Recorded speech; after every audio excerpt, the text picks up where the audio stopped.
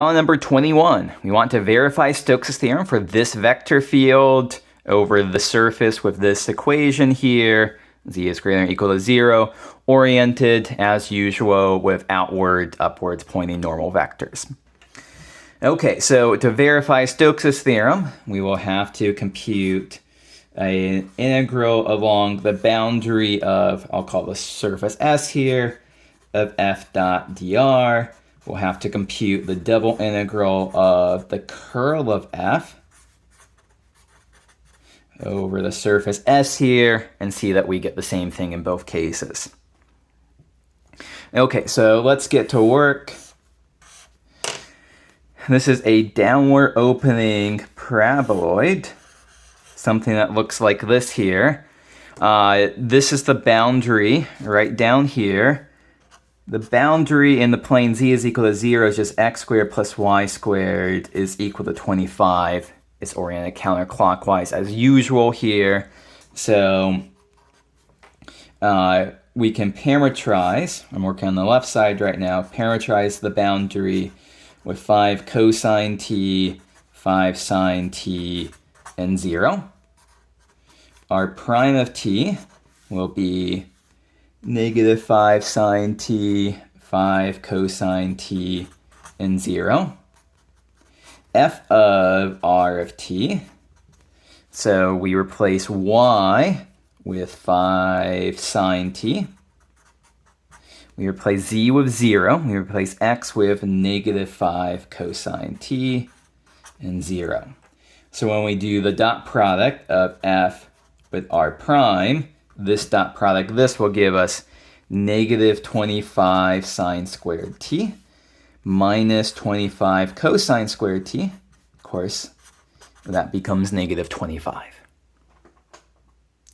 Okay, so we can now just say the left side here is the integral.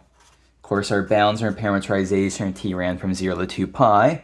Of negative 25 dt, and that gives us negative 50 pi. Okay, so this is the half of the calculation. Now we have to calculate the flux of the curl of f over the surface S itself, oriented going outwards. Okay, so for the curl of f, okay, we can write it down as a cross product here. Y, z minus x, and 0. So what do we end up with? Partial derivative with respect to y of 0. 0 minus partial derivative with respect to z of z minus x. It's negative 1. Partial derivative with respect to z of y is 0. Minus partial derivative with respect to x of 0 is 0. Partial derivative with respect to x of negative x is negative 1 minus the partial derivative with respect to y of y is negative 1. Okay, so that is our curl vector here. Okay, we need to parameterize now our surface. And so this surface is going to have formula x, y, and 25 minus x squared minus y squared. Of course, the normal vector here, we want the upward oriented one, so we do rx cross ry. The negative partial derivative of this with respect to x is 2x, and then 2y, and 1.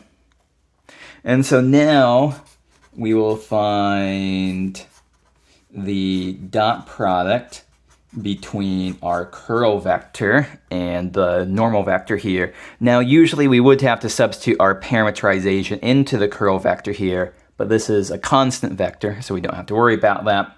So we end up with negative 2x plus 0 minus 2.